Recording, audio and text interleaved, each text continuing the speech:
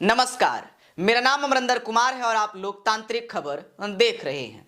CAA यानी कि citizenship amendment act नागरिकता संशोधन अधिनियम 11 मार्च 2024 को मोदी सरकार के द्वारा एक अधिसूचना जारी करके पूरे भारत में CAA को लागू कर दिया गया है।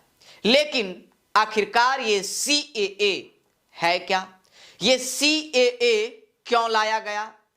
कई लोग ये बता रहे हैं कि CAA मुस्लिमों के खिलाफ लाया गया है। CAA आने से भारत पर क्या असर पड़ेगा? CAA लाने से किसकी नागरिकता चली जाएगी और किसकी नागरिकता बच पाएगी? ऐसे बातें कही जा रही है। लेकिन आपको सबसे पहले यह जानना जरूरी है कि CAA है क्या। CAA की अगर हम बात करें तो सिटीजनशिप अमेंडमेंट एक्ट नागरिकता संशोधन अधिनियम मोदी सरकार के मैनिफेस्टो में मुख्य रूप से ये चीजें ऐड था। आपको बता दें कि सबसे पहले उन्होंने मोदी सरकार का सबसे पहला जो मुद्दा था 370 उसको उन्होंने पूरा किया। उसके बाद ट्रिपल तलाक उसको उन्होंने पूरा किया। उसके बाद राम मंदिर उसको उन्होंने पूरा किया। अब ये चौथा जो मुद्दा है CAA और उसको भी मोदी सरकार कल पूरे भारत भर में यानी कि 11 मार्च 2024 से लागू कर दिया गया है। लेकिन आखिरकार ये है क्या?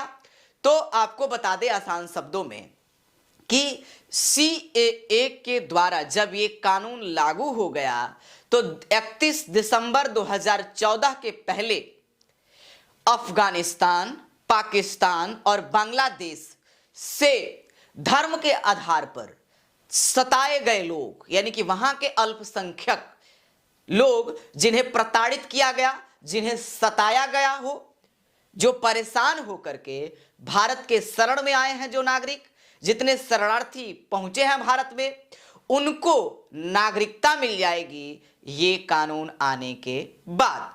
लेकिन सवाल ये है कि कौन कौन लोग वो होंगे। तो आपको बता दें कि अफगानिस्तान इस्लामिक कंट्री है, पाकिस्तान भी इस्लामिक कंट्री है और बांग्लादेश भी इस्लामिक कंट्री है। वहां पे ईसाई धर्म के लोग, जैन धर्म के लोग, बौद्ध धर्म के लोग और हिंदू धर्म के लोग अल्पसंख्यक में हैं। तो वहां के लोगों को प्रताड़ित करने के वजह से जो लोग भारत भाग के चले आए 31 दिसंबर 2014 के पहले, उनको CAA के द्वारा भारत सरकार नागरिकता दे देगी। और जब नागरिकता दे देगी तो वे लोग अब पूर्ण रूप से भारत के नागरिक हो जाएंगे। लेकिन सवाल ये लोग कर रहे हैं कि ये कानून मुसलमानों को नागरिकता छीनेगी।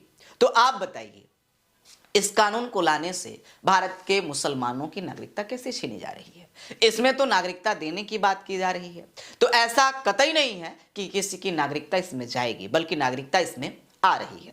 लेकिन आपके मन में यह सवाल होगा कि आखिरकार हिंदू, जैन, ईसाई इन्हीं लोगों को क्यों नागरिकता दी जा रही है? जो लोग इसी समुदाय के लोग हैं, वहां से भाग के आए हैं भारत में 2014 के पहले, इन्हीं लोगों को आखिरकार नागरिकता क्यों दी जा रही है? तो कारण एक है। पाकिस्तान की बात करें तो वहां भी वो भी इस्लामिक कंट्री है, मुस्लिम धर्म वहां पे। अफगानिस्तान की बात करें वहां भी मुस्लिम धर्म, और बांग्लादेश की बात करें तो वहां भी मुस्लिम धर्म। तो भला जहां जो इस्लामिक कंट्री है वहां पे मुस्लिम को कैसे प्रताड़ित किया जाएगा?